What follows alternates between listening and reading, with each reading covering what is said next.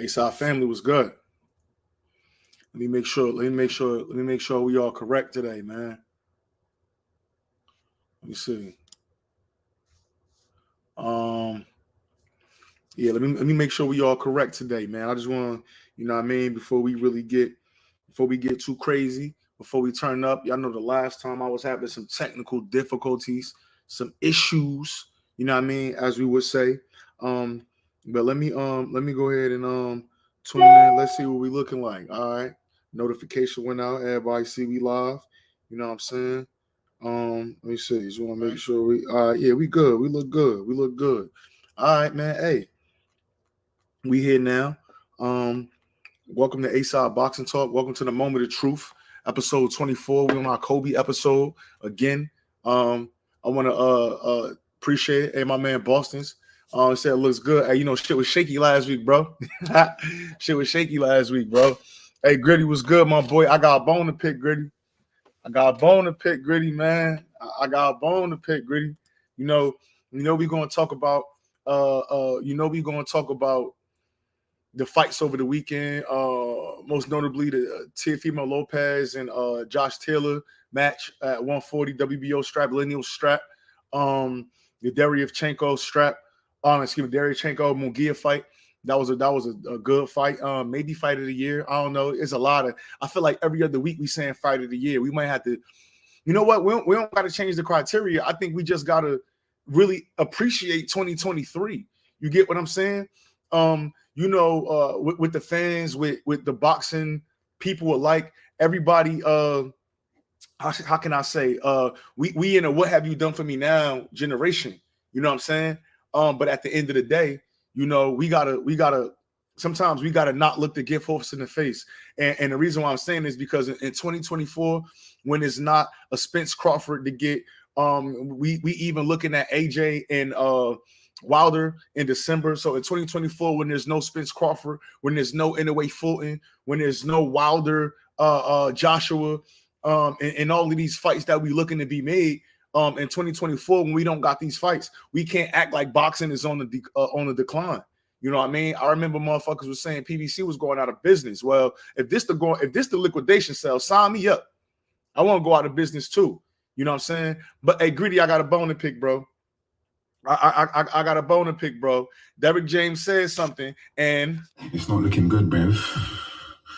It's not looking good. It's not looking good, Brev. It's not looking good, Brev. Hey, Gritty, you on here? Look, I gotta holler at my man Brian. Yo, what's good? Hey, I'm about to. Matter of fact, my apologies. Let me go ahead and drop this link in the chat, just in case anybody want to come up and politic with yours truly. You know what I mean? Again, I just want to say, quickly, welcome to ASOP Boxing Talk, and mostly everybody here because most motherfuckers don't know shit about boxing. One more time, RIP to Roger Mayweather.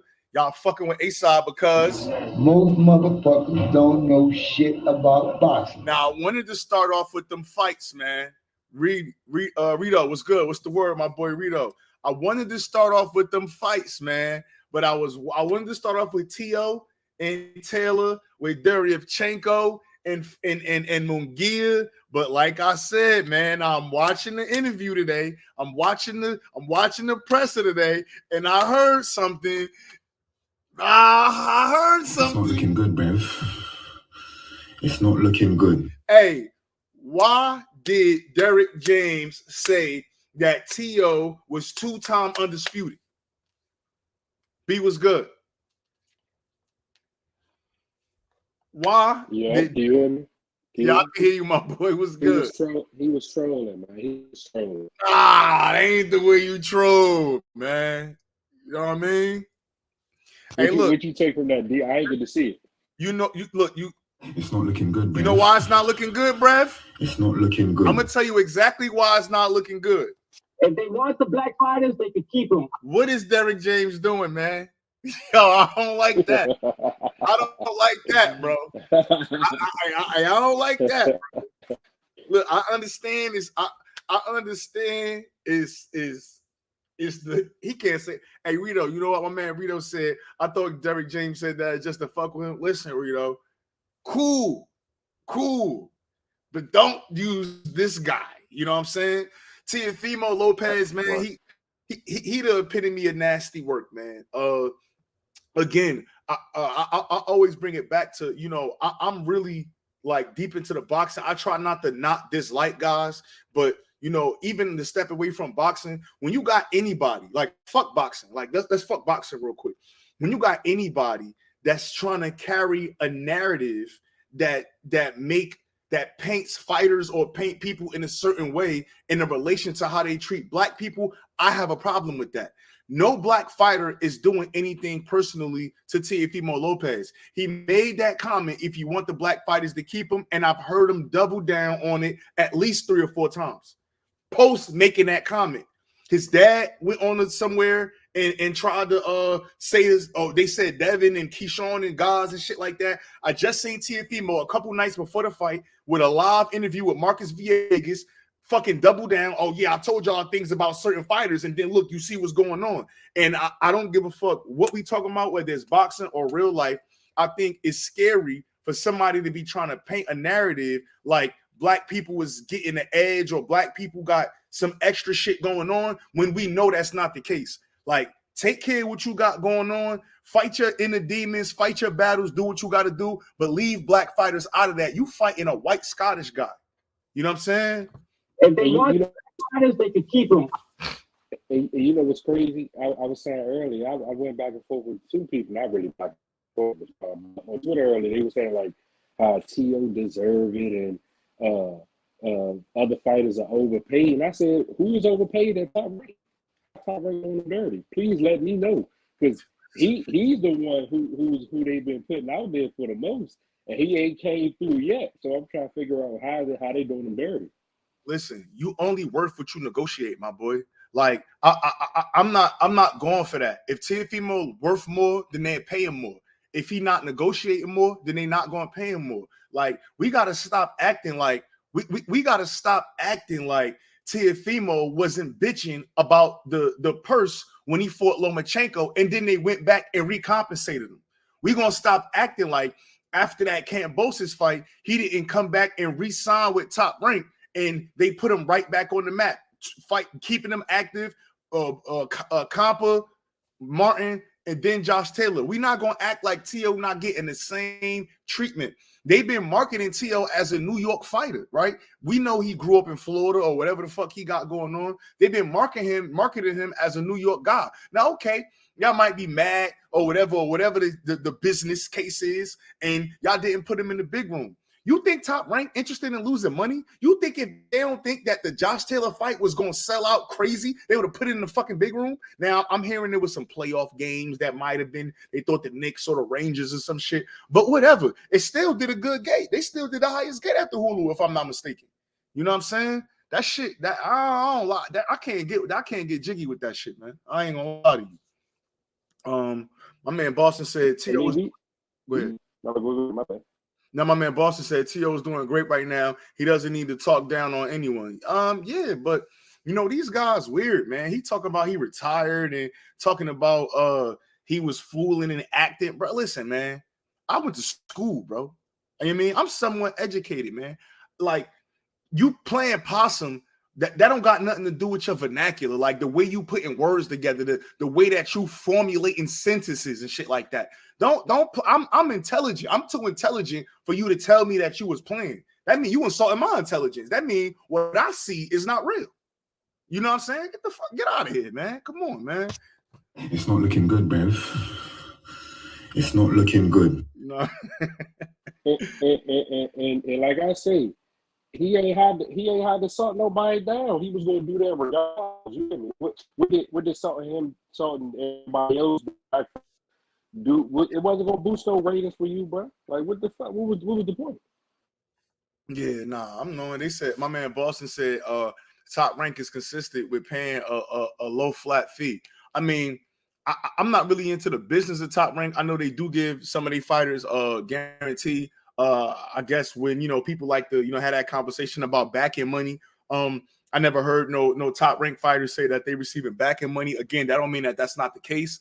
I was told that Dev made 4 and I think Loma made 3 for their fight in Vegas which did a pretty decent gate. You know what I mean? Did pretty decent pay-per-view numbers for ESPN Plus pay-per-view.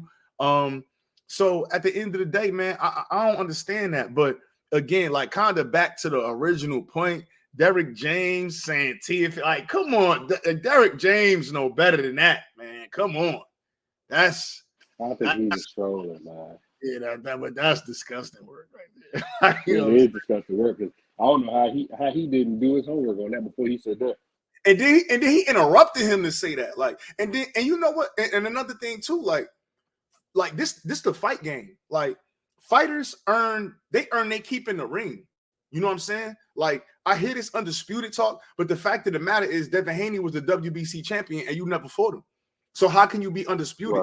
Right? Like you could say what you want to say, whether you a Teofimo Lopez fan or not. Again, I'm sitting here. I'm truth. I'm being honest. I don't fucking like Teofimo Lopez as a fighter. I think he's a great fighter. I think he has the potential to be a pound for pound fighter for sure. But personally, with the way he talk, the way he carry himself, the way he say certain shit out of his mouth, 1 minute he thanking God, next minute he inviting you to have a party with his genitals and shit like that. I don't get with that. But at the end of the day, for me, I'm not giving nobody no moral victory. You didn't beat Devin Haney at 135. You not undisputed. Yes, Josh Taylor vacated belts and all of that shit. You are the WBO champion and the lineal champion, which means you are the number one guy at 140. That's what that means. Now, are you really the number one guy at 140? We don't know. But I'll give you 2 times lineal at 25 years old. I'll give you that. That's fucking props. Congratulations. Applause to Teofimo Lopez. But what we not going to do is call motherfuckers 2-time undisputed, call them 1-time undisputed. Because if that's the case, Kambosos is undisputed. If that's the case, like, we can't have it 2 ways. If T.O. is undisputed, he lost to Kambosos, that means T.O. is undisputed, Kambosos is undisputed, and Devin Haney is undisputed. Right? I mean, if I'm just going off the logic that they working with. And earlier, I said, again, I was on Twitter and somebody said, how technically is he? Because he only had 3 belts. And he didn't have what was the WBC belt? He had the WBC franchise belt, man.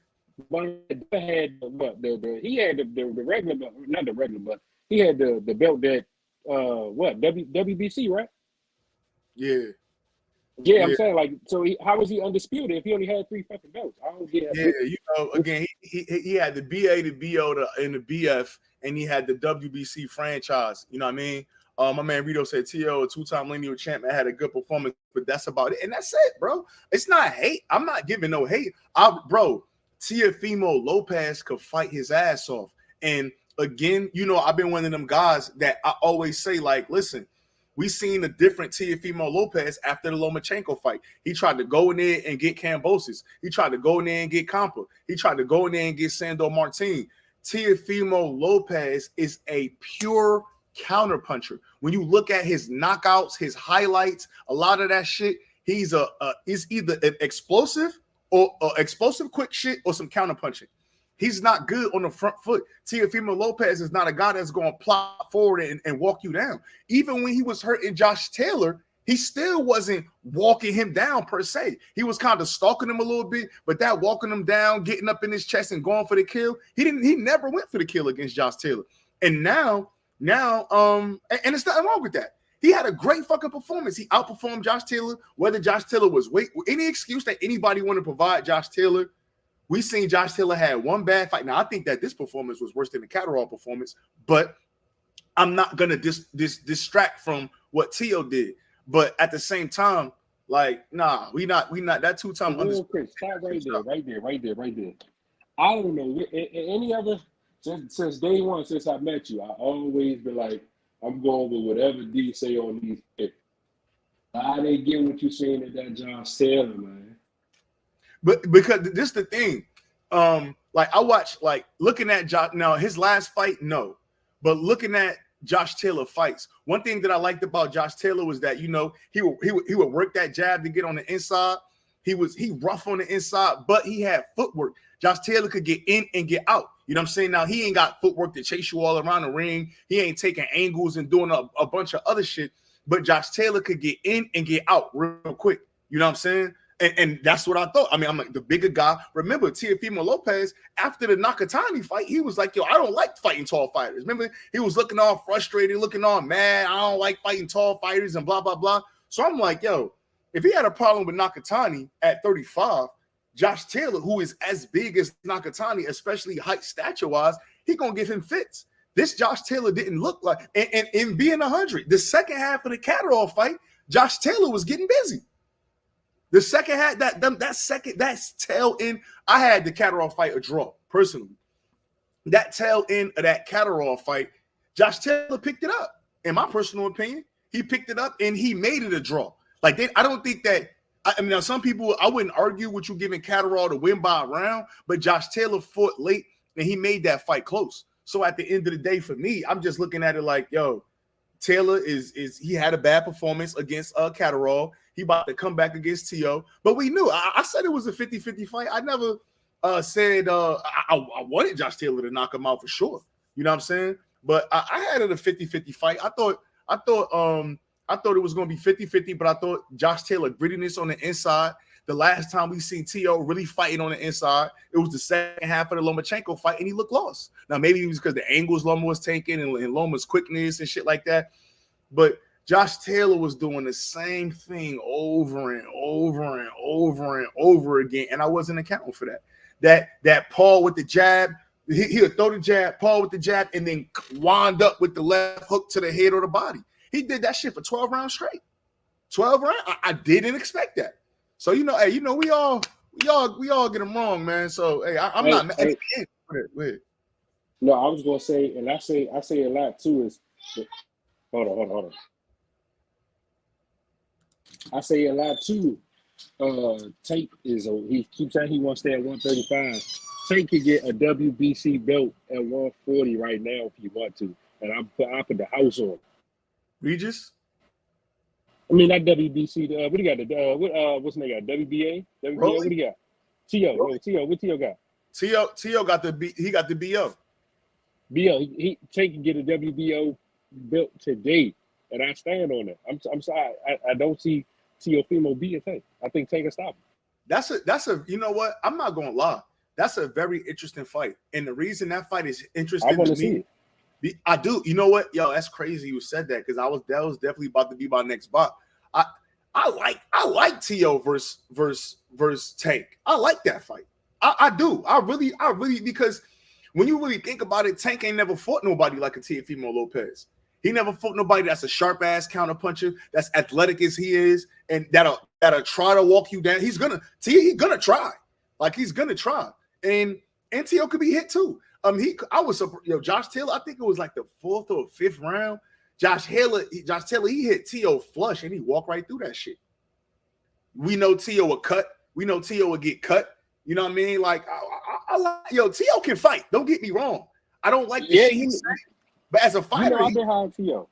Agree. You know, I've been high on T.O., but it's just certain shit that he doing in the boxing world was just like, all right, but you doing too much. You should stop the fuck off now. Just shut the fuck up and fight.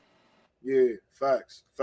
My man Rito said T.O. showing me he got a great chin too. Yeah, I mean, his chin decent. You know what I mean? Again, he put himself in a lot of. Listen, you know what's funny? Not the same extent, but I was looking at T.O. fight. Obviously, I watched the Josh Taylor fight like twice, and then I sat back and I watched Andre Ward versus Michael Kessler and or whatever the dude name was in the Super 6 joint. And I was looking at how it's like sometimes Ward would like literally jump in with like hooks and jump in with like straight punches and shit like that. That shit remind me a lot. Well, T.O. remind me a little bit of that shit that Andre Ward used to do. Like Ward used to like leave his feet, you know what I mean, and throw a straight punch or throw a hook with that shit like that. That shit, I don't know what made me tune into that fight this weekend or yesterday. I was watching it, but that shit was kind of familiar. I think T.O. dad is an Andre Ward fan for sure, because definitely I could see flashes, little parts, not a lot, but I could see little parts of like shit Andre Ward did inside T.O. game as well. That was just a little. It has to be a title fight at 140. After Regis get this belt match fight out of the way, Because there's no way they all try to chase Tank and AB when the shit is right there for the taking. Like, we don't even know if Teofimo, because he's not retired, we don't even know if he's going to sign back to Top Rank. Who? T.O. I don't think he no free agent, bro. That's why I think he playing this retirement game shit. I don't think he no free agent. That makes sense. Listen, bro. You not retired until you relinquish that belt. If you retired, if he really retired like he say he is, he would have, at the fight when he said he was retired, he would have gave the WBO strap back. Give it back. That's true. You retired, get that shit back. This nigga, he want to play Tyson Fury games. That's what he want to do. He want to play Tyson Fury games, man. Listen, we know how Bob and them operate. You think Bob going to give T.O. a fucking shot at the WBO strap, which is damn near his belt, and the Ring Magazine Lineal Championship on the last fight, and let him just walk away without having to resign if he win that fight? That motherfucker probably with Top Rank for 3 more fights, man. Don't let that guy fool you. Same with Devin. Same exact thing with Devin. Yeah, well, Devin was on a deal, right? And the issue was that Devin didn't resign before Lomachenko, and I think that's maybe why they held it up a little bit. They was trying to convince him to fight, but at the same time, Devin had all the leverage because he had all the belts. You know what I'm saying? You can't make me do nothing. I got all the belts, so why not throw him in with a Lomachenko? And you know what I'm saying? And that was a close fight. Again, I had Devin 8-4. I'm gonna have it 8-4 today, tomorrow, the day after that. That was my personal opinion. I've seen it again. I had it 8-4 again. But at the same time, that was a decent fight. But yeah, like I don't think that they just gave Teofimo Lopez Josh Taylor and just let him walk away. I don't believe that. You know what I'm saying? I mean, let me ask you this. Yep. Go ahead and read that first, and then I'll ask you. My man Rito said Josh Taylor tried to set up that slow lazy guy's looping left hand all night. Fell into a sterilized. Yeah, bro. He kept doing the same thing, bro. The same thing, bro. Like he looked to me, he looked gas after the 4th. That's just is what it. That's my personal opinion. He looked gas after the 4th, but hey, great performance from Teofimo Lopez. Great performance. What you about to ask, bro? I don't want to move the conversation. I don't want to move the conversation too quick, but you think your man should leave? Because after that tweet Devin put out, I mean, he deleted it, but it don't look like he a priority on that list. So I didn't see the tweet that Devin deleted. He said we never. He said you just talking because we met with Bob and he offered 3 fights and your name won in none of them. And then I was just on BF channel too. He said Bill said the same thing.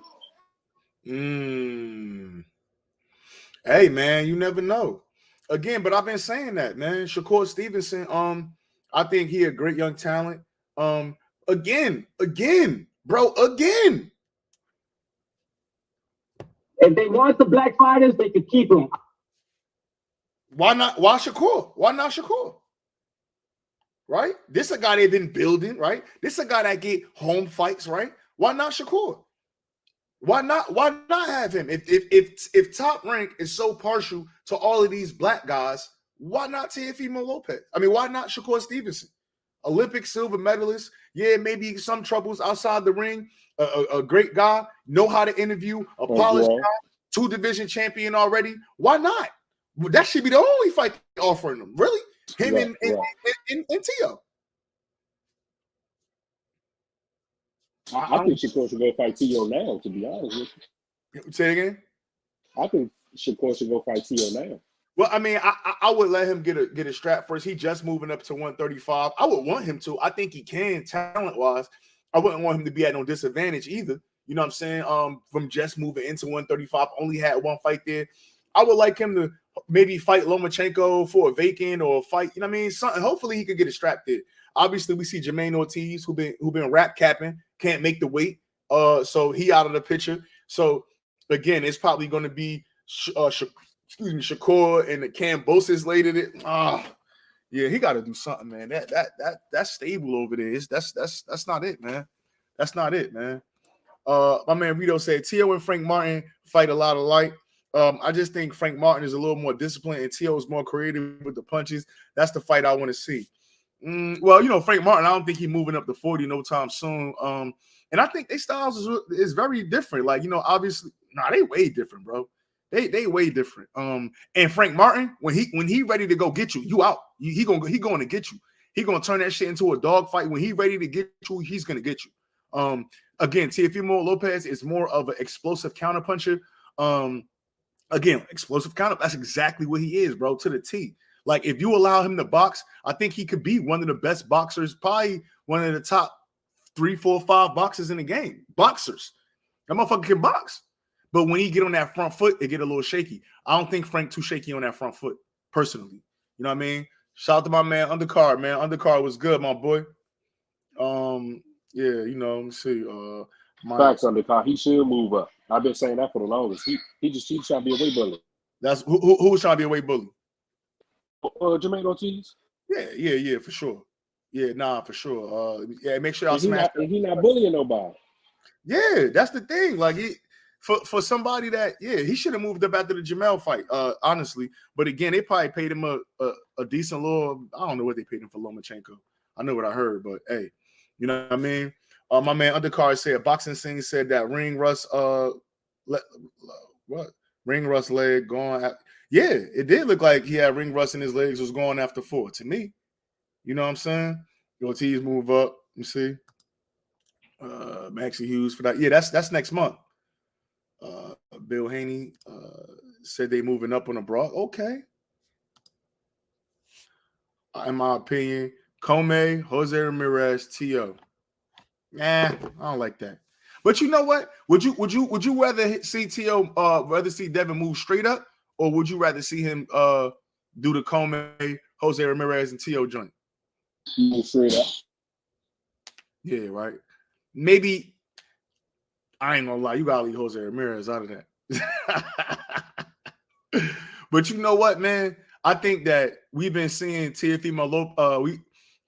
Real quick, do you say you gotta leave him out? Huh? You say you gotta leave Jose Ramirez out? Yeah. Why you say that? He cracking. He could fuck up the party. They're gonna be easy. I'm with you now. I think he could. But you know what? I'm gonna go back too. I think Devin Haney. I think it's just different. Devin Haney versus Southpaws. That's not his best. That's not Devin Haney at his best. Devin Haney, I think he best when he fighting other Orthodox fighters. Some Orthodox guys is Southpaw killers. You know what I mean? Some Orthodox guys got Southpaw guys' numbers. I don't think Devin is like that. Devin, he not jabbing like he's supposed to. You know what? I'm fine with this. I'm fine with this. Maybe Comey and then T.O. because I don't want to keep prolonging it because T.O. weird. You know what I mean? Next thing you know, he might be talking about moving up to 140 and doing 147. You never know with this guy, man. This guy's unstable, man. He's mentally unstable. You know what I mean? Is he though? I'm starting to think it's for money. Ryan, let me tell you, my boy B. Look. You got a college degree. You know what I'm saying? I went to a little bit of college. You know, I was in the military for 11 years. I was in the Navy here and abroad and shit like that. Listen, when people you're not gonna fool me as far as putting sentences together. It's one thing if you acting dumb or acting weird. This guy not putting correct sentences together. He using words in the wrong context. He making up phrases and quotes and saying weird shit. That's you right. Listen, bro. You know how much acting it takes? Like, bro, you're right. I'm not. Listen, bro. Other fighters will, other fans will, other boxing channels will, bro. You're not gonna insult my intelligence, bro. I'm not. Listen, I'm a father. I'm a lot of shit, bro. You're not gonna insult my intelligence, bro. I'm not going for that. I'm not going for that. He had a moment with his people in the ring. He didn't know what he might have seen the camera, didn't know the volume was like that. You know what I mean? Because a lot of times we just see mouth moving and not hear the volume. He had an emotional moment with his team. He didn't know if he was who he was. Now it was cool that he won, and then do I still got it? That's dope. That's up here. I think he got that though. I think he's capable of that. But the way he put sentences together, him not making sense, him looking silly, like him getting people laughing at him because the shit he said, you ain't making that up, man. No way. No way. It's like just like it. So they both can be actors. Yeah, like you ain't. Come on, bro. Like these guys, they saying anything, man. They saying anything. They say if he would have lost to Josh Taylor, he would have fucking had a long ass post, you know, mentally before the fight. I wasn't doing well, blah, blah, blah, blah, blah, blah, blah, blah, blah. Come on, man. Come on. Come on. These guys, man, these guys is crazy, man. Just be real, bro. Just be real. Stop the cap. Stop the cap. Hey, real quick on that. I really hope Devin. If people, I won't call him a duck because I know it's hard for Devin to make that weight. But I hope he don't entertain that. Entertain who? So, You hope he don't entertain Tank? no, not at 135. You know what?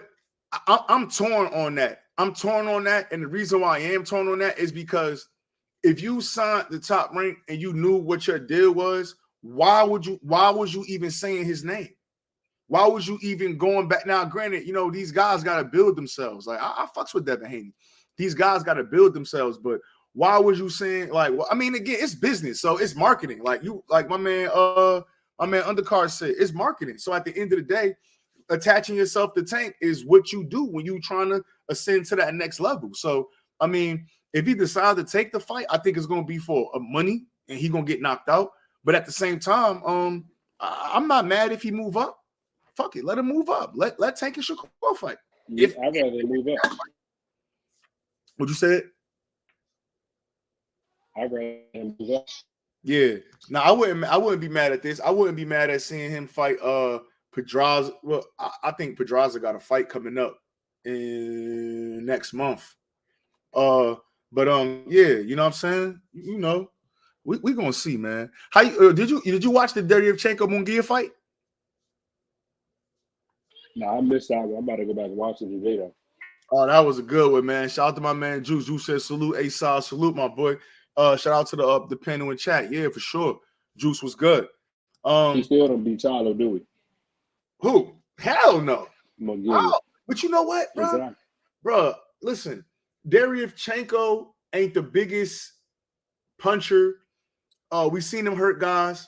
We seen him be competitive in there against everybody. Bro, Munguia got a little beard on him, man. Munguia got a little chin on him, bro. He for sure he got a little, yeah. He got a little let me see. I'm gonna go watch that joke. What do you say? I was saying I'm gonna go watch that joke today. Nah, man. Munguia, only thing about Munguia, man, he know how to throw a fight away, man. Not Munguia, Derevchenko, man. That dude know how to blow a fucking fight, man. He know how to blow a fight. He hurt, Chenko. He hurt Munguia a bunch of times. He couldn't finish it though, man. I still think personally, I got to go back and look at my scorecard because as the fight was, getting to the later rounds, the T.O. and Josh Taylor was coming on. So I had I forgot which round it was. I was trying to flip back and forth, but I was so focused on that T.O. fight. I was like, oh, fuck them. But nah, that was a good fight, man. That was a good fight. And Derevchenko, he got a beard. I mean, Jaime Munguia got a beard, man. He throw that same combination a lot, man. But I would like to see him versus Charlo for sure.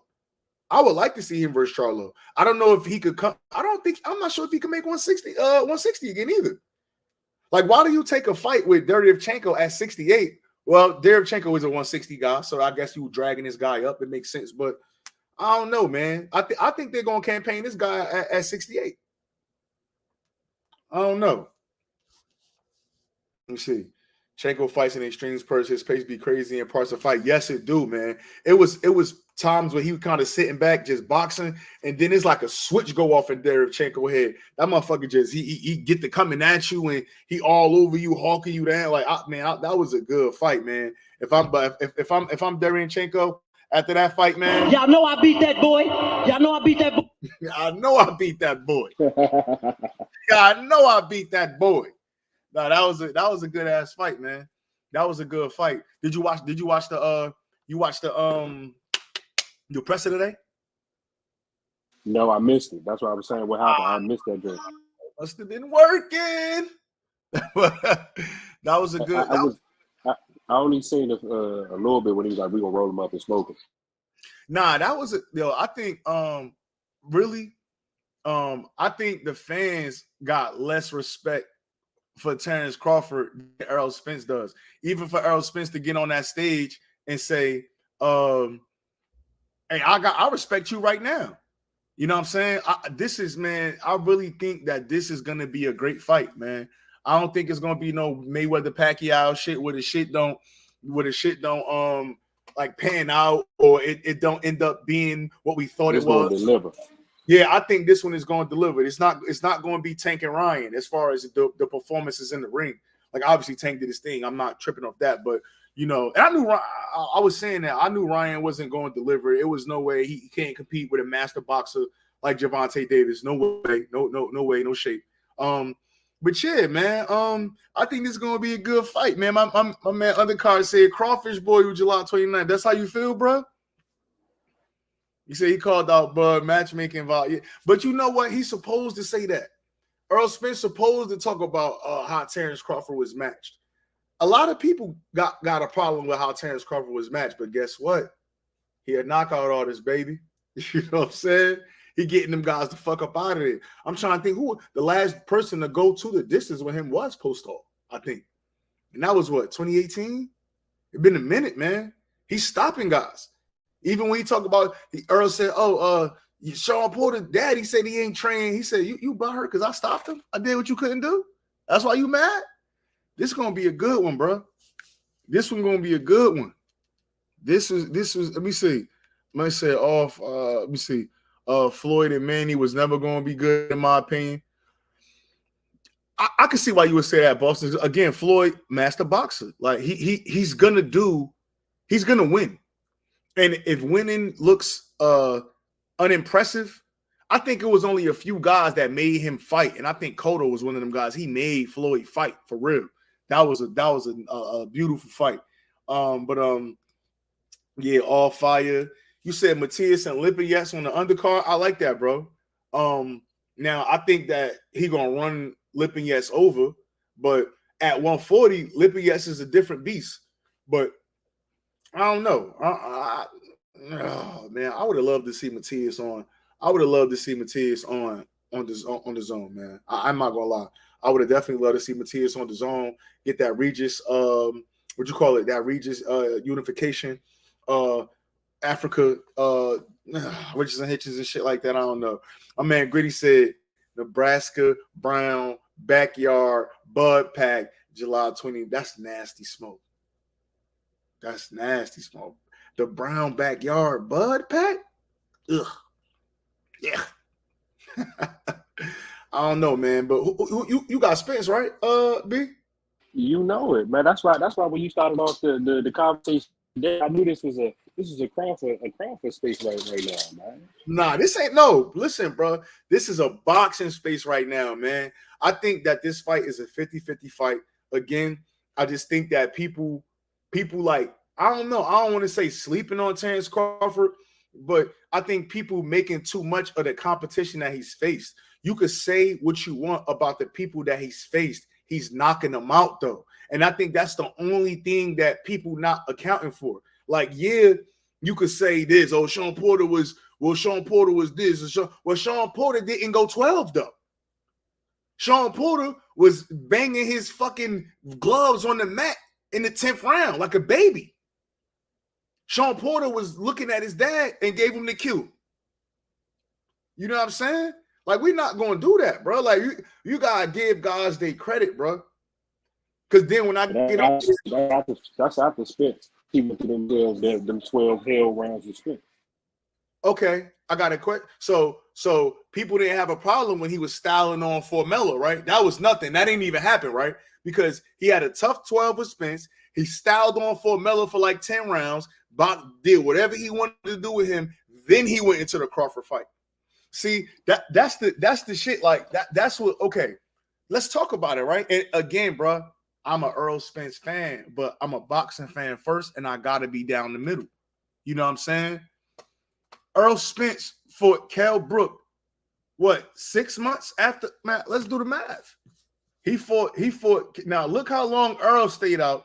Look how long Errol Spence stayed out after his injury, and he fought. Let me see. Let's do this. Let's do because I want to see. We're gonna get right to the business.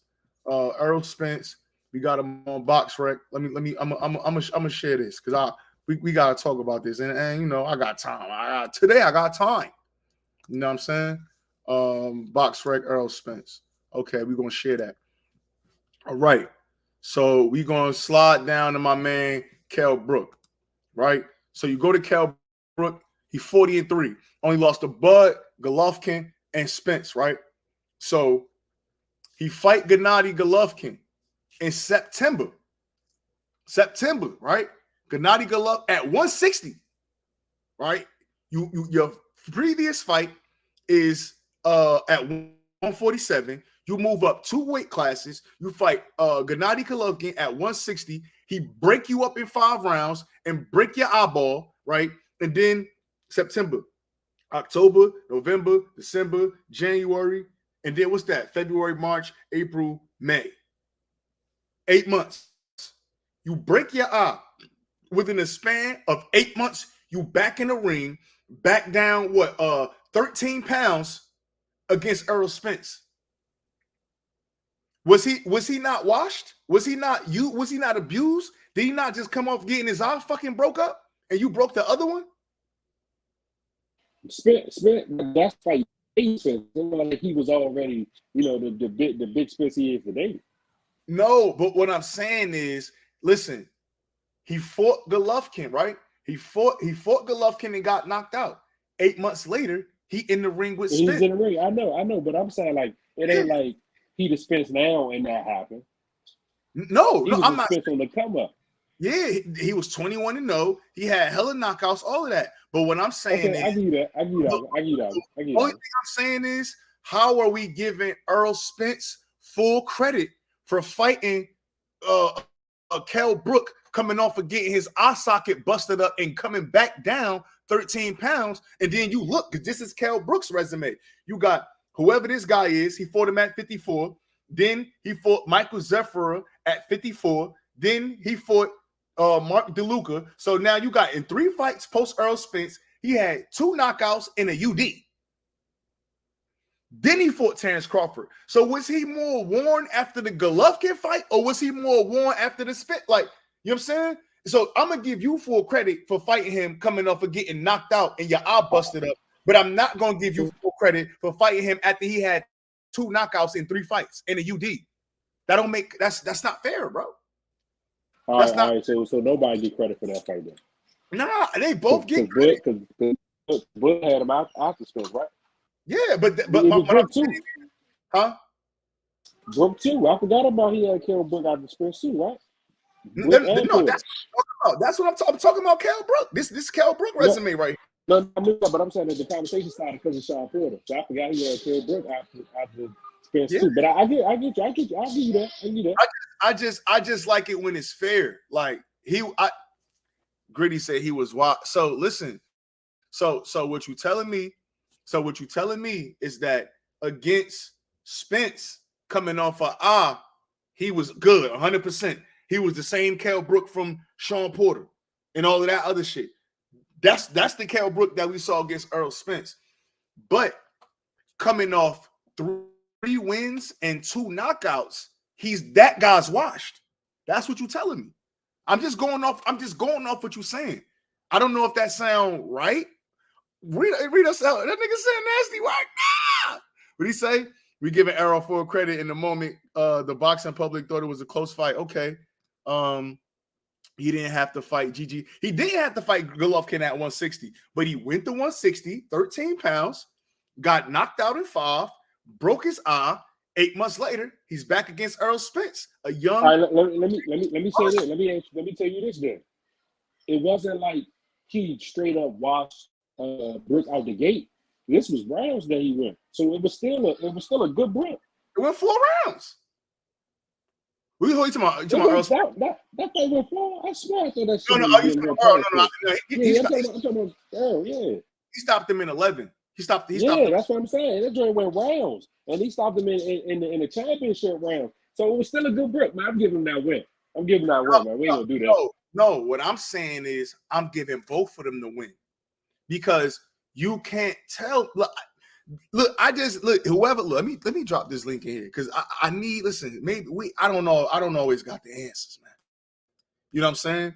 Maybe somebody could come in here and explain to me how you give him full credit for a win off of a GGG knockout in 8 months, but the man have 3 fights after that. After you lose to Errol Spence, you have 3 fights. 2 are which are knockouts, 1 which is a UD. Then you fight Terrence Crawford, and now you washed. But how? No, I never called a wash. I never called a wash. Now, I think that was a good win for him. But I'm just saying, like, it wasn't the same. Wasn't the same for both of them. Let me see. Now I'm again. Yeah, I feel. Let me see. Kell Brook was plus 70 at the closing line for that fight on the books, and still had the belt. Kell didn't have his training in the Bud fight.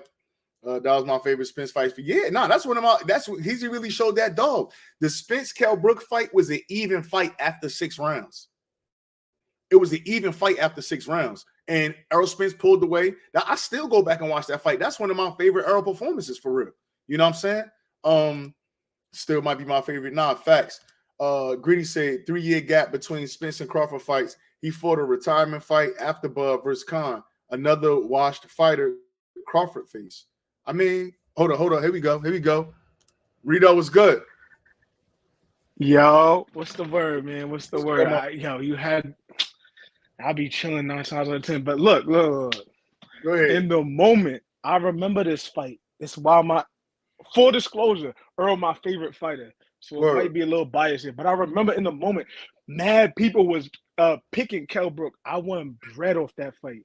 Yeah. Because Kell, I know Triple G did stop him, but at the time, the boxing public was wondering. They're like, yo, can Earl go over to England and stop this dude? He's the biggest welterweight in the division. This, that, and the third. Yeah. Kell was still fresh when he fought him. Fought Bud. It was right. I think it was like during the pandemic. It wasn't the pandemic, right? It was during the pandemic or right before. It was his trainer didn't. I think you went out, Rito. You said his trainer. I know you were saying his trainer wasn't with him. I don't know if you he might have got a phone call. Which fight was in the pandemic?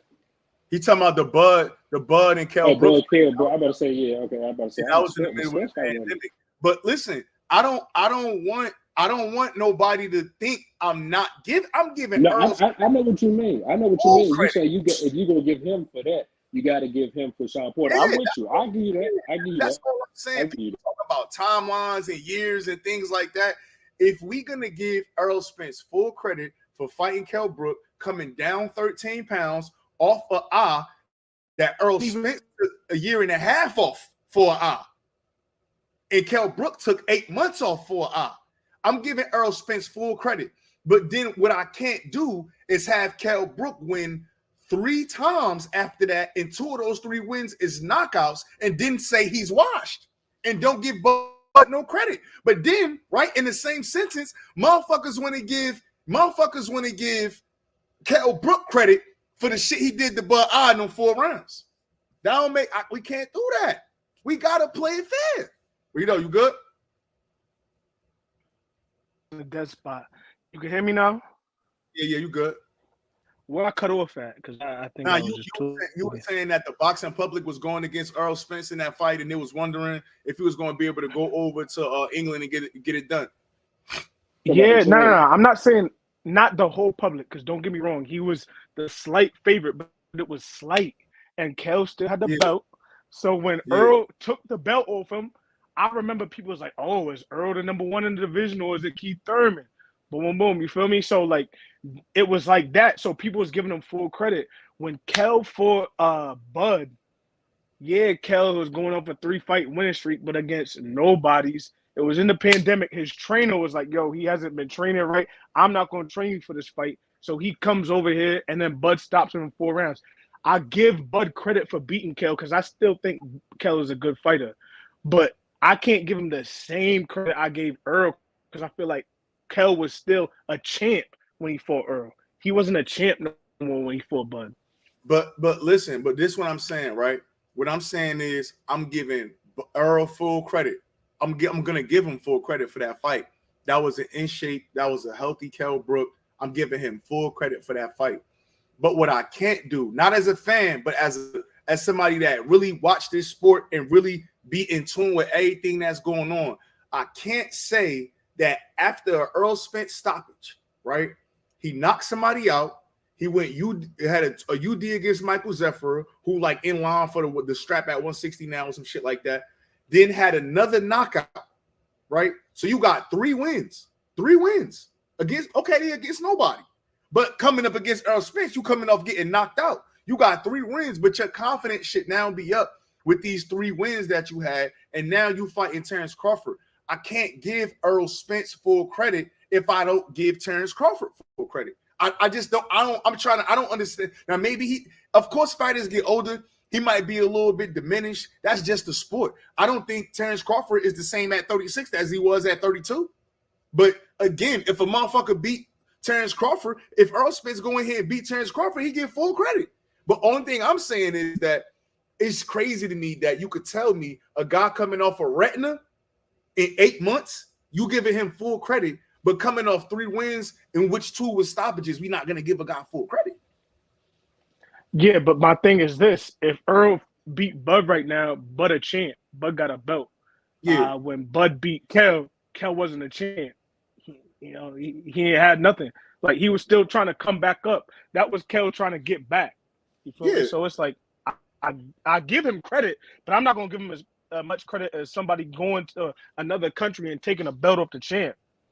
Yeah, I mean, I think I could agree with you in saying I respect the win more. I respect Earl Spence win more than what Terrence Crawford did. I mean, it's a live crowd. You going over to England. You a young guy. People saying that you ain't been tested the right way. People feeling like this might be a touch too early for you. Before that, Kell Brook was a consensus top 3 welterweight in boxing. You know what I'm saying? Like, yeah, all of that shit matter for real. I agree with you. Like, I think the win is it's a better win, but I'm not gonna take credit away from Bud for his win. You know what I'm saying? Like, that's all I'm saying. I'm just saying, if we giving one guy the credit, we got to get the other guy the credit because it don't make it, the scale don't juggle right. You know what I mean? I feel you on that. I hear you.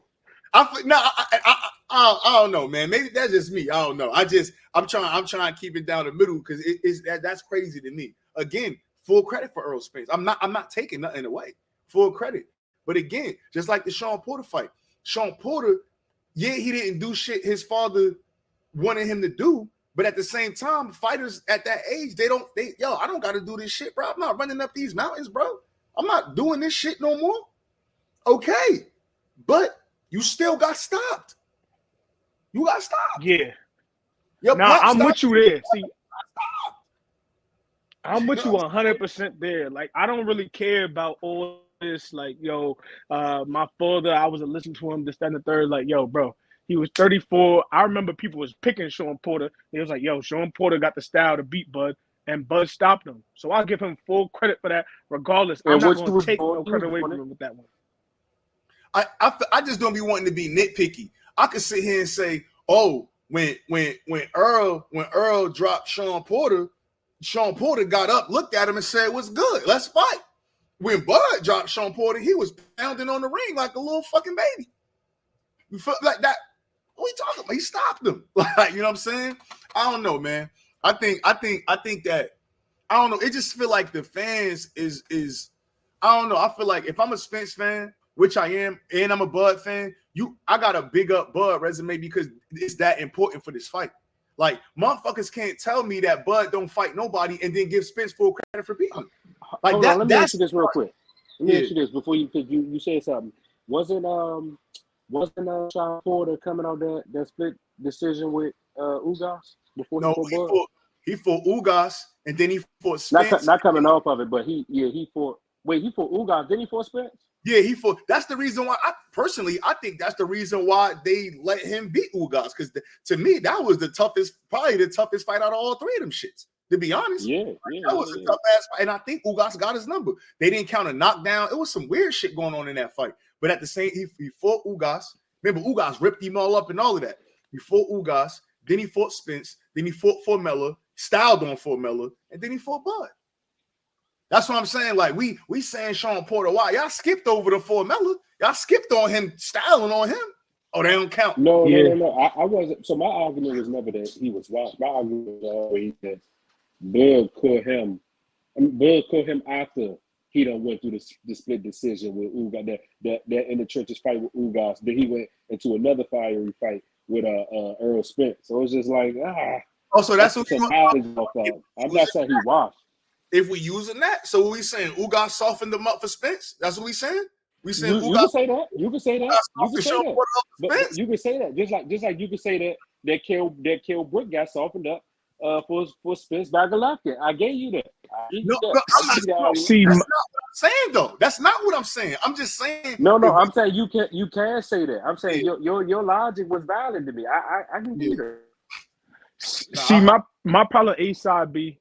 I'm gonna keep it a buck. Look, do Spence fans like say certain things to kind of like take little shots at Bud and little sneakers? Yeah, for sure. But I hear Bud fans saying shit like Ugas got 4 losses, so that fight with Earl was garbage. He was trash, and it's like, bro, he just came off the Manny Pacquiao win. So you saying that's not valid? But if Sean Porter come up for Formella, that make him formidable. Like, no, bro. Like, we're not doing that. You know what I'm saying? Ugas was a champ. You got to give him that belt. I'm gonna be honest, bro. Like, for me, this fight 50-50. I'm picking Terrence Crawford, but I'm not more of a Terrence Crawford fan than I am an Earl Spence fan. I've never been to a Terrence Crawford fight. I went to Dallas for the Ugas joint. I sat in the I actually bought a floor seat, sold my floor seat so I could rock with the Chicken Talk homies and sit in the suite. You know what I'm saying? Me and my wife, right? We flew. This was just girlfriend at the time. We flew from DC to LAX to the Porter fight, bro. I spent my money and patronized this man. So it's not a hate coming from it. I fucks with Earl. I think he's more exciting for me to watch than Terrence Crawford, right? He run motherfuckers over, but I gotta call it down the middle. And like me, that's just me. You know what I'm saying? I'm not talking about you. I'm talking about fans I see online and stuff like that. I see fans talk about Ugas trash, but then they sit here and tell me Jose Benavidez Jr. was a big welterweight. That's a tough, good win for. But it's like, bro, come on, man. We got to call a spade a spade. One guy had a belt. Another guy just got shot. Like, that's a totally different thing. You feel me? And that's why I don't give that shit no credit, because I saw Instagram live with Terrence Crawford saying that y'all better not sleep on Danny. Danny might get him. Y'all. Yeah. And he smoked it. He wiped Danny Garcia down. He wiped his nose. And then Bomac said Ugas is one of the best fighters he ever saw in the amateurs. That's what Bomac said, right?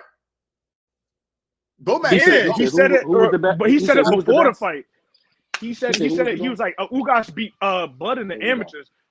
Ugas is one of the best fighters I've seen in the amateurs. Then after the fight, Ugas is a trash 4-loss fake champ. I'm like, yo, I think Ugas could give Bud a good fight now too. Bud gonna stop him, but he not gonna be standing up when Bud stop him. Listen, but this my point though. This is my point, and this is why I pick Earl to win this shit. Earl been through some exchanges with some hitters, right? Okay. He felt some shit. I personally think that Ugas might be a little bit stronger than Terrence Crawford. Okay. Now, how many times? Hold on. When Earl won't put some of them shots, what's going to happen when they get to the 10th, 11th, 12th round? Because I think it's going to get that far. The same thing that happened to Sean Porter. How many knockouts Ugas got? Huh? How many knockouts Ugas got, and how many Bud got? He got like 30, right? He doubled up on him. Yeah, the only thing I'm saying is that I think this fight is like a tell for me. If, like I said, and I'll say it again, if you don't show me the names and show me the punch stats, I could tell you who won the fight. If Earl Spence is able to make Terrence Crawford speed it up and fight at his pace, he's going to lose, and he's probably going to stop Terrence Crawford. If Terrence Crawford is able to take Earl Spence's 60 plus punches per round and drop that down to about 35 or 40 or some shit like that, he's probably going to stop Errol Spence, bro. I really believe that. But one thing that I think people not accounting for is that Terrence Crawford is a sharp ass puncher. Errol Spence, and I hate talking about this because that shit, it just, it is. But Errol Spence, post-accident, his footwork ain't been the same. That Danny fight, that Ugas fight, his footwork has not been the same. Before that, I would tell you that Errol Spence is one of the most balanced boxers in the game. His footwork has not been the same. We see the lapses in focus in both fights. If, again, you just remove Ugas and place Bud, if that nigga drop that mouthpiece like that, he's going to sleep, bro. He's going to sleep. That's it. And remember, people put all the energy on the mouthpiece that got dropped. You forgot Ugas hurt him bad right before that. That's why. That's why he went to go get the mouthpiece, because that motherfucking head was somewhere else. He was dazed. And guess what he did? He beat the dog shit out of Ugas. He did. But let me tell you something. If that was Terrence Crawford and he hurt Errol Spence and Errol Spence went for a mouthpiece, the nigga might still be looking for a mouthpiece today. I promise you. Maybe. But listen, I'm with you. I think Earl has definitely slowed down as an athlete. But I would say the same thing about Bud. When I watched Bud fight, like excluding the Porter fight, because I thought he was better than that fight, but I also thought Porter gassed earlier than I ever seen. But that's another story. Yep. But I think and what's the guy named Avanesian? Yeah. Bud's legs did not look the same when he fought Mean Machine. His legs did not look the same. He wasn't exiting out that pocket in the same way that I've seen him do in the post-all fight and other fights. So I think it's really going to come down to, at some point in this fight, because I agree with you, whoever dictates the pace wins the fight. I think, one, I'm looking for the ref. Who's the ref in the ring? Are they going to allow him to work on the inside? If they do, that favors Earl. If he breaks it up like Kenny Bayless, then it favors Bud. Yeah. And then the other thing I think I'm looking for is, does Bud counter the jab and make Earl put it in his pocket? If he could do that effectively, Bud wins the fight. If he can't, his eye gonna look worse than the Kell Brook fight in 4 rounds. That's what I think to me. Also, we got to go back to who was the last southpaw that Errol Spence fought. Chris Van Eerden. That's a good point. Yeah, you know what I'm saying? That's a good point. And listen, I don't know if it got any relevance to this conversation, but the last time he was about to fight a southpaw, he was in camp with a southpaw and he popped up with a retina. I'm not putting one in. I'm not saying that had. Maybe it could have just been the years of wear and tear. I don't know, but y'all told me he don't get hit. So, you know what I'm saying? Like, what's going on? Do he struggle against other southpaws? We don't know. I haven't seen him in a minute. It's been a while. He didn't make it to the Pacquiao fight for us to see. So again, that's cool. And let me counter you. I really do. Let me counter you with this. With David Evans was a fight that was unnecessary. Like, how can I get it out? Spence hasn't been in the years and change. Yeah, 16 months. Oh, 16 months. What was the fight before the David Avocado fight? He fought Sean Porter. So how long ago was that? He fought Sean Porter. It was a year. Maybe he fought Sean Porter in November of 2021. He rusty. Huh? He gonna be rusty. That Indonesia fight, he showed nothing. He did nothing in the fight. He was winning there and knocked him out, and that was it. He didn't get no rounds in. He didn't do nothing. I think he's gonna be rusty. I mean, he fought him like 6 rounds. The only thing I say about Avanesian is just that we usually see Bud stun guys and knock them out. The only thing that was the shit that was a little tricky about that was just so happened your gloves is busted open and then you one punch KO a nigga. That's that for me. That was crazy. That was wild. Huh? No, I'm saying that was wild. Yeah, that was a little because it's like if the gloves was good, yeah, but then them gloves was busted up. They was open on the side. Like maybe the plan wasn't right. Like we don't know. But what I'm saying is he didn't test nothing out. He ain't test nothing new before he knocked. He just went in there and got a check. Like it was just like, what was the point of it? Now I think he really gonna be rusty come fight. Dude, what? I do. I don't think that fight helped him at all. But he coming off fighting in December, and so you talk about an 8-month layoff versus a 16. So Spencer be out the ring double the time that he was. What I'm saying is that fight with Alcado is equivalent to a layoff. It was he didn't show nothing. He didn't test nothing. He had a training camp though. Yeah, you can say that. Yeah, you can say that. You can say that. But still, y'all gotta forget, man. Them guys, he in there sparring with Keyshawn. He's sparring with Stevenson. Like this guy is a gym rat. Like Bud Crawford, not no guy that take time off when after he fighting and he not in it. That motherfucker always in the gym. He always in the gym. Like he not like these other guys. If you notice, I know you didn't watch, but even his little cheap shot, he said, "We don't drink or smoke over here." Y'all seen that? Them guys is gym rats, bro. Them guys is gym rats. And like then, I'm not going. He still get knocked out. And I know everybody. You know, I'm not taking nothing away from Bud, his mentality, because I know he's really, you know, got a lot of self-confidence. But I will say this, something that did strike me a little bit was the way he approached this fight. Like, I hear all these different types of things. They sitting there saying, oh, we don't want to have this long layup going into the Spence fight and this, that, the third. It's like these different little excuses. And then I hear on Spence's side, he's just like, yo, let's sign the contract. I don't care about the layoff. I'm going into it. So I'm not saying Spence has more self-confidence than Bud. That's not what I'm saying, because you can't really judge that. But it just did stick out to me a little bit. I'm like, oh, okay. One side, this dude just really won it, and Bud had a whole, you know, everything had to be perfect for him to get into the ring. And I was like, Yeah, I think that Spence do got the confidence, but we always know the skills pay the bills, and both of these guys got a lot of skills. Again, Terrence Crawford is just my pick, but this shit could go either way. Like if Earl stop him, I'm not gonna be like, damn, I can't, but like I could see it. I could see Earl Spence stopping him. It's just that my pick is Bud. I could see Bud doing the same thing. I think, and I had a conversation. It's funny, me and my cousin was talking, and we was having a conversation. I was like, yo, truthfully, the only thing that's like kind of funny to me about this is, even from my own point of view, like I could see Earl winning by stoppage, and I could see Terrence, and I could see Earl winning by decision. In my head, I can't see this fight going 12 rounds and then Bud Crawford having his hand raised.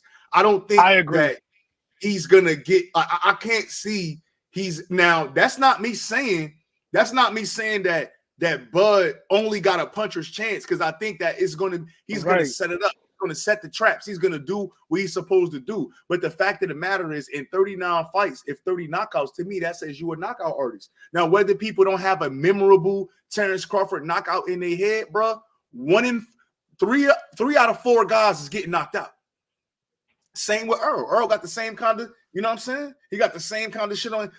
Probably 3 out of 4 is getting slapped. So again, I can see Earl by decision. I can see Earl by stoppage. But I can only see Bud by stoppage. I can't see Bud making it to the 12th round and then having his hand raised. I think that's going to be too that favor Earl Spence too much.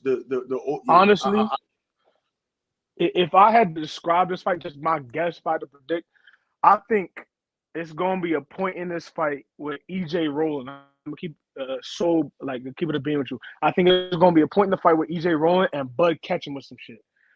What it's gonna come down to is if EJ still got a chin on him. If he still got a bed on him and he's able to walk through that, I think Earl gonna take it. If he can't, Bud getting him out of there. And I think it's gonna happen 9th, 10th, 11th round type of area. Yeah, and I agree with you. And again, it's what we see. We see and I think that it's safe for me to say, ain't no better finisher in the sport than Terrence Crawford. Now, if we saying that, do we not think that Terrence Crawford could hurt Earl Spence? Like, now if motherfuckers say, oh, he can't hurt him, he too little, and then hey, it might be that. Now, same thing with me. I know what Earl Spence like to do. He like to double jab his way in. You know what I'm saying? He gonna take the hook to the body, the other hook to the body, and he coming with the uppercut. All right, that's his punch. Now, when he do that double jab and throw them double hooks, that 3 and that 4 to the body, if Bud, it's gonna be a long night. It's gonna be a long night. It was times in the Sean Porter fight where Bud was standing still, shelled up like this. If you do that against Errol Spence, it's bye-bye. You can't do that. You can't stand still and shell up against Errol Spence. So again, Crawford got to make some defensive adjustments.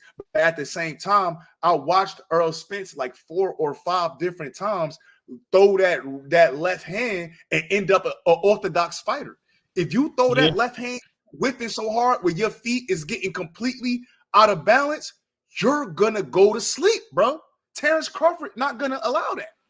My only thing with Spence too, Spence been hurt in a lot of fight, like wobble type shit in a lot of fights, man. Like that should be scaring me sometimes. And then when he go looking for that mouthpiece, I'm like, hey, bro, you can't be doing this. He did it twice. That looking for the mouthpiece shit, man. That shit, man. How many fights he been wobbled in? He been wobbled in the Ugas joint. He been wobbled in 2 fights before that. I can't remember that. It was something, but it was one where he was like first coming up. Got his ass rocked. I can't remember the joint. African dude he fought. That's a minute. Yeah. But I'm saying it's years ago. But again, that's my thing. Like he got a chill on him, but the chin can only hold up through so many goddamn, you hear me? Hey, Rito, Porter hurt him too. Yeah, Larte.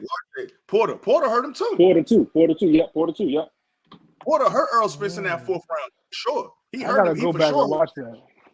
I gotta go back and watch that. That's interesting. 4th round, bro. I promise you. He hurt Earl Spence. But again, I think Sean Porter locked Crawford legs up real quick too. Like he hurt Terrence Crawford too. Doing weird shit. Them 3 straight hooks. You let Earl Spence land 3 straight hooks like that. That shit ain't gonna be pretty. Again, but we could nitpick each fighter and say a lot of different shit. Like, but again, once they get in the ring, I think that's gonna be the final telling. But it's shit that both fighters do that is like, all right, you do this shit against Earl Spence, it's gonna be lights out. You do that shit against Bud Crawford, it's gonna be lights out. We gonna see. We definitely gonna see. I don't know. They saying we said Ocampo. Ocampo ain't hurt Earl Spence. That was a 2nd round knockout, right? Yeah, he hurt him. First round knockout. Yeah, he stopped him at the end of the first. First round, yeah. Body shot. I think he was on him though. Like, you know, he was trying to walk him down, but he stopped him first round. Yeah, he definitely got bro going. That was easy work. That definitely was easy work.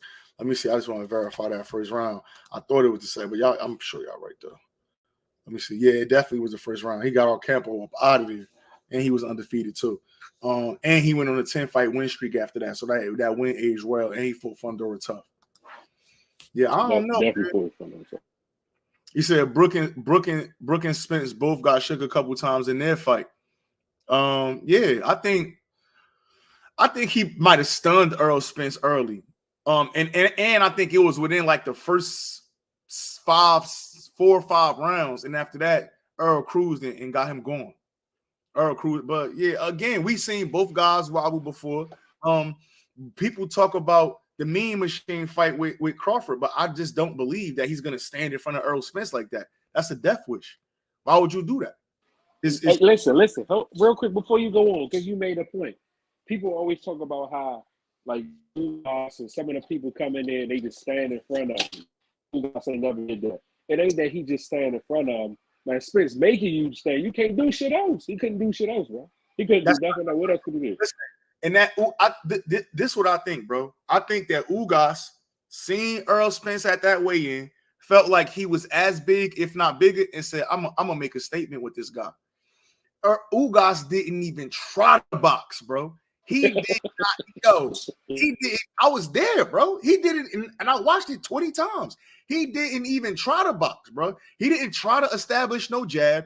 He went in there with that high guard. He was trying to counter Earl Spence, and that was it. And he landed some good counter punches, but that he didn't bro. It was, I don't know. Yeah.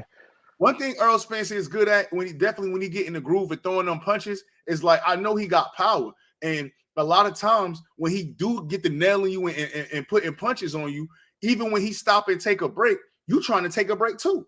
So even like in that 6th round when Ugas hurt Earl, I mean when he hurt Spence, I think that he couldn't even really get to finish it because Spence had put a whooping on him so much that he's like, damn, I hurt this motherfucker. Let me take this break. God damn. Like, you know what I'm saying? That's true. I can see that. I can see that. I will say this. I remember Dan Garcia said after they fight, he said, Earl make the ring feel small. He said, you wouldn't think about it on TV if you watch him. He's like, he's a little more athletic than you think, like in terms of like closing distance and shit like that. And that's him coming straight off the car crash. So, you know, I'm not saying like Earl the most athletic nigga ever, but you know. No, he the most. I'm with you too, and I think Earl Spence he definitely could cut a ring off. But again, if you get in there and you throwing that left hand and you getting out of place and you looking like an orthodox fighter after you throw that left hand, bro, Bud Crawford gonna make you pay. He gonna take that picture the first time. He's gonna take a picture the first time and let you do it. When you do that shit 2-3 more times, another time or two after that, he's gonna catch you, bro. And when he catch you, we gonna see.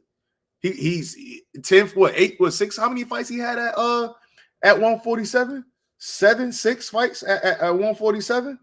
They all been knockouts, all of them. So he ain't been the decision since 2016. Was the last time? Bud? Yeah, with Postal. That was the last time. I think that's kind of a bad thing, man. Like I don't know. But look though. John Molina knocked him out in the 8th. Felix Diaz knocked him out in the 10th. Jeff Horn, 9th. Jose Benavidez, 12th. Kyle Velasquez, 9th. Porter, 10th. He getting rounds in. He for sure getting rounds in. And again, I'm not saying who the fuck is that guy?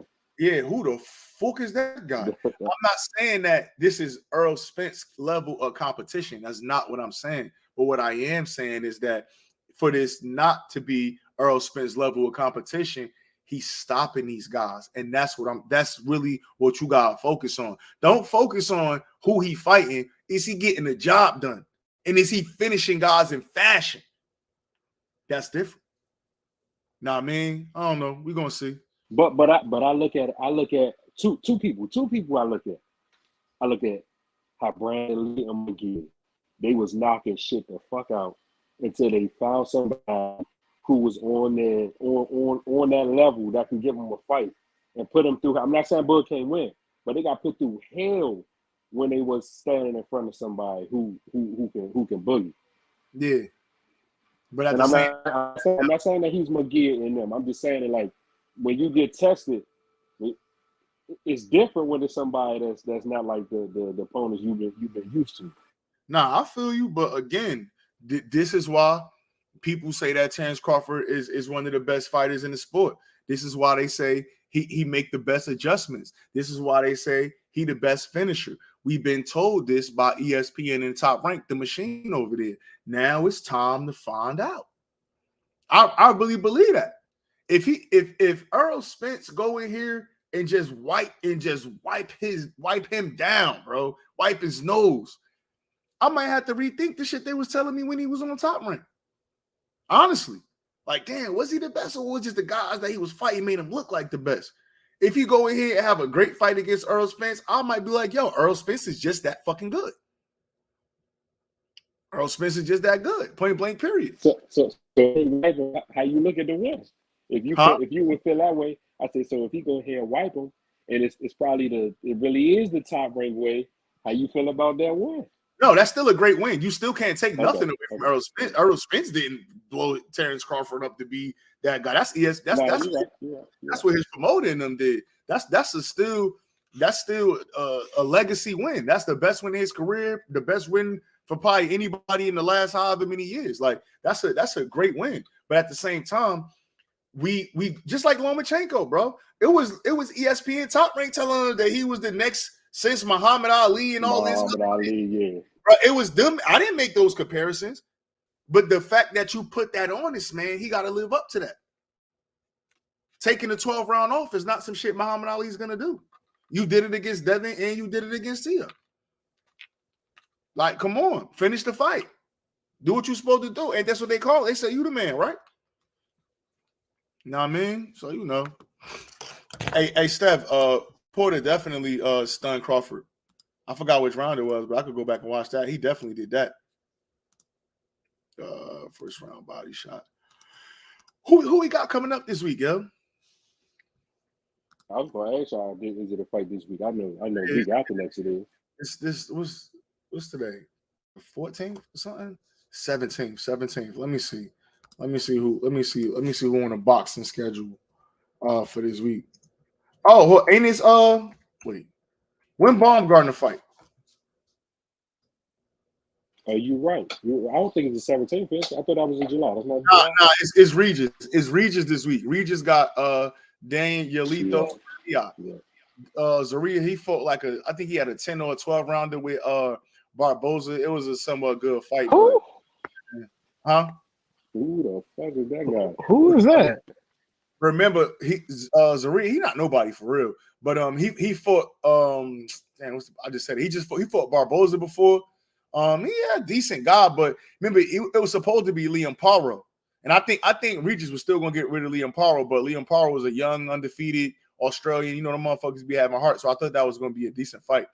And that's it. And well, we got that fight on Saturday, and then Sunday we got Tim Tszyu and Ocampo. Oh, damn. Yeah, that's this week. And Rais Ali on that card. Right. You still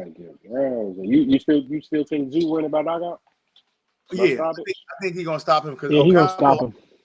He gonna stop Ocampo. So yo, I'm not gonna lie. Tim Tszyu, one of them guys, I'm slowly really becoming a fan of because as a boxing fan, I like to see fighters fight. And he could have came and tucked his tail and just kind of chill and waited for Charlo to get right and all of that. That man fought Tony Harrison. Now we didn't know Tony was gonna be Tony. Like, we didn't know he was going to perform like that. I didn't think he was going to perform like that. Great question. Great. Y'all niggas just led me right into this. So, Tony Harrison gets knocked out by Charlo. He come back. He fight Brian Perella to a draw. I think he lost that fight. He come back. He fights Sergio Garcia or whatever and styled on him. Styled on him for 10 rounds, right? 10 rounds, yeah. Then he come and get knocked out by Tim Tszyu. Was he washed already? Yes. I said he was washed before the fight. Before. Yeah, me too, Rito. Bro, I ain't hear niggas. And I'm gonna tell you why. I'm gonna tell you why though. Even though you saying he styled on him with Sergio Garcia, he was pity pat punching the whole fight, straight shoe shining, pivoting. I mean, to me, congratulate. He showed great IQ, but it wasn't super impressive. And he had been hurt bad before multiple times. I thought Tszyu was gonna stop him, and so I wasn't surprised when he did. To me as a fan, I wanted him to win, but who I put my money on? I put my money on Tim Tszyu. Let me ask you this. Another one. Is J Rock washed? I bet you say yeah. I think it's super washed. Exactly. I think so. He just won his last fight though, right? Against who? He was on the undercard of the Tank joint, wasn't he? Tank? No. It was like an 8-rounder or something like that, right? No, it was the Tank and Hector Garcia fight, wasn't it? I was there, bro. He wasn't there. Let me see. Who J Rock fight last? Let me he was see. on the undercard of one of these joints, bro. I ain't lying to you. He was on the undercard super early too, like dumb early. Yeah. His last fight was November in Minnesota. Nope, November. He fought. Who was it? Who was that? In November. I'm gonna share it. I'm gonna throw it up. He fought some random, bro. He fought a random. He fought a jobber. He won though. Yeah, I mean, he got a UD. He fought an 8-rounder in the Armory.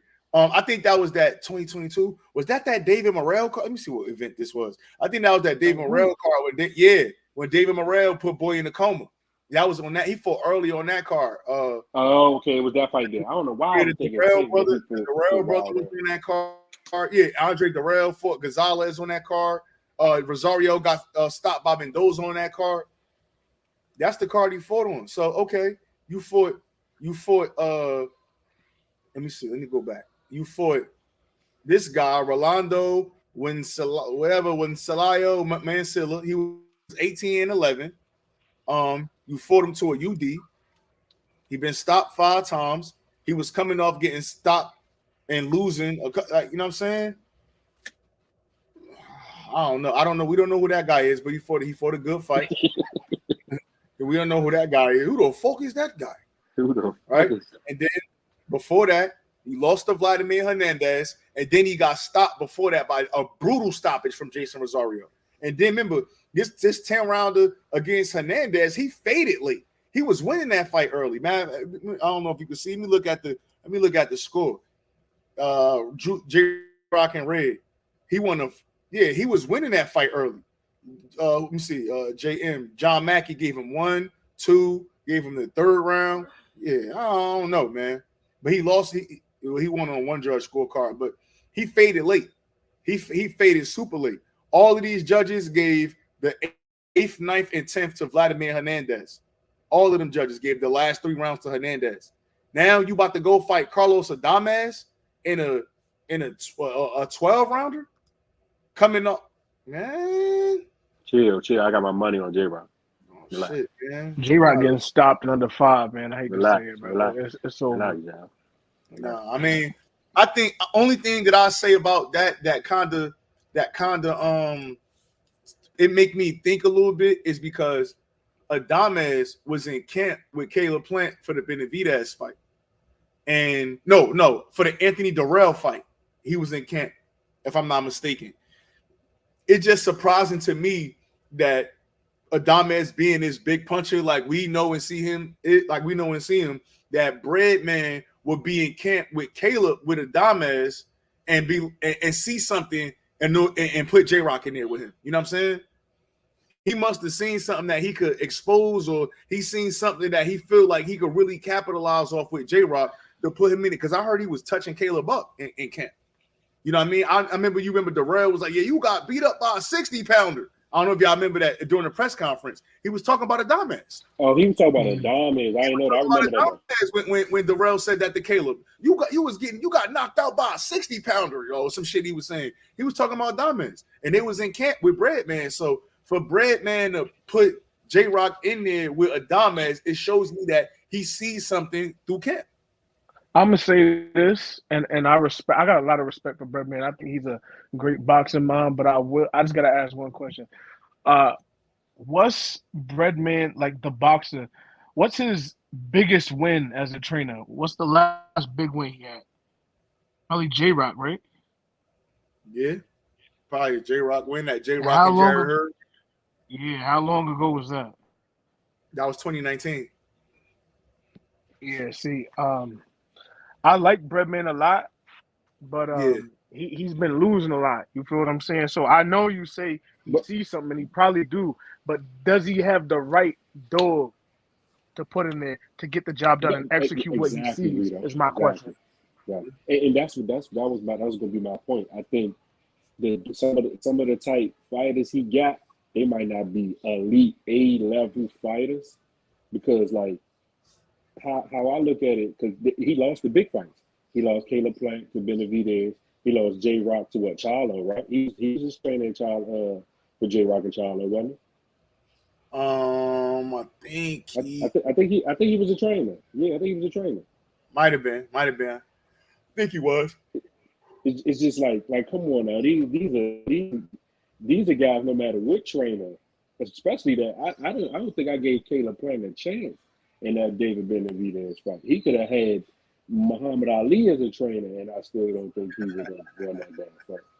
So, like you say, I think he got to have them dogs that's going to actually go out there and put what he see, put that shit to the test, exploit that shit. But I don't think he got him. But I do need J-Rock to win this fight, though. Word. Now I think that if J-Rock could withstand like the early onslaught from Adames and really like, I don't know, man. It gotta be like one of them boxing hold type. Like the same thing that Caleb was doing to Benavidez early. Come here. You know what I'm saying?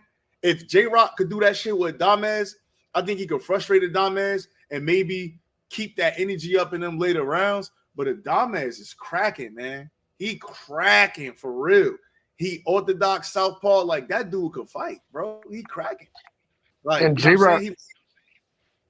saying? Nah, what I was just gonna say real quick, and J-Rock too. The thing is, in the clinch, he's susceptible to that uppercut, and that uppercut been dropping him a lot too. So I know if he and clinch, he better clinch and be strong in that clinch. Because I don't see him lock his legs up like Tony Harrison too.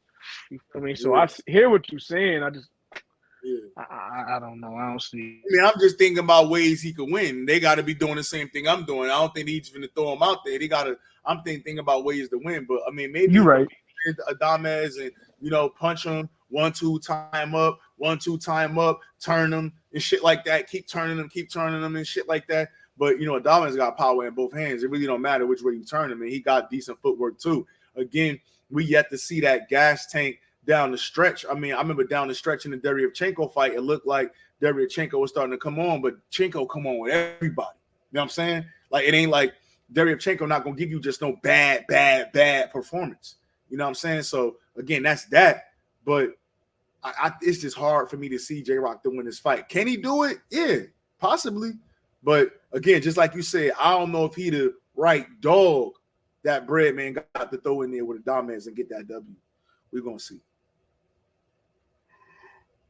All right, man. We've been rocking for like an hour and a half, man. I'm about to shut this joint down. I appreciate y'all for rocking with me, Rito, man. You know you were faithful in this joint, man. So I appreciate you for rocking with me, B. Same work. Hey, man, Rito, what's the next fight you going to, man? Me and my dudes going out to Spence Crawford. Matter of fact. Oh, we're gonna be in the city. Right. Yeah, we're gonna be in the city for that one. We're gonna be. Ooh, damn, I'm missing that, man. I think that's gonna be one I'm gonna regret not going to. I think I'm gonna throw a little something here at the crib. You know what I mean? We gonna, get the basement right, have a little party. Watch the fight here. You know what I mean? We're gonna do that, but I think that's when I'm probably gonna regret not actually going to, man. I think I'm gonna regret that, but it is what it is. Everything happened for a reason.